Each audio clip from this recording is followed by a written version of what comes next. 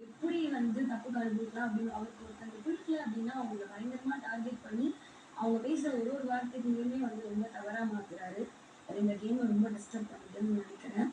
தப்பான வழியில கூட்டிட்டு போகுதுன்னு நினைக்கிறேன். ஸோ அதனால அருண் பிரசாத்.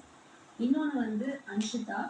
அன்ஷிதா வந்துட்டு எல்லாருக்கிட்டையும் நல்லவங்களா இருக்கிறதுனால அவங்க அந்த மாதிரி நான் நான் நல்லவ அப்படின்ற ப்ரொஜெக்ஷன் வச்சிருக்கிறதுனால யாருமே அவங்கள வந்து எந்த நாமினேஷன்லையும் கூட்டிட்டு வர மாட்டேங்கிறாங்க.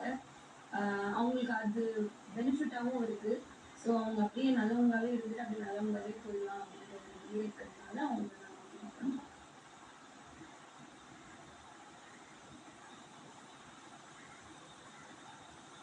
ஜாக்லின் சொல்லுங்க பிகாஸ் இப்போ உங்க நாமினேஷனை பேஸ் பண்ணி இவங்க 2 பேருக்கும் ஒவ்வொரு பேர் இருக்குன்னா என்ன சொல்லுங்க?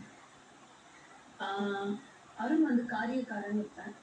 ஏன்னா அவனுக்கு காரியம் ஆகணும் அப்படின்னா அவன் அதுக்காக என்ன எக்ஸ்டெண்ட் வேணா போவான். ஸோ அதனால அருண் வந்து காரியக்காரன் அப்படின்னு இருப்பேன். அடுத்தது அன்ஷிதாக்கு வந்துட்டு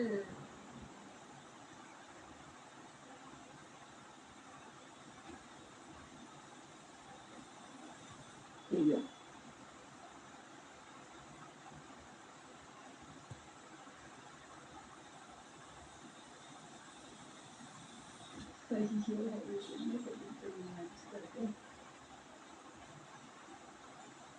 எப்பவுமே ரொம்ப அப்படியே நல்லவனாவே இருக்கிறதுக்கு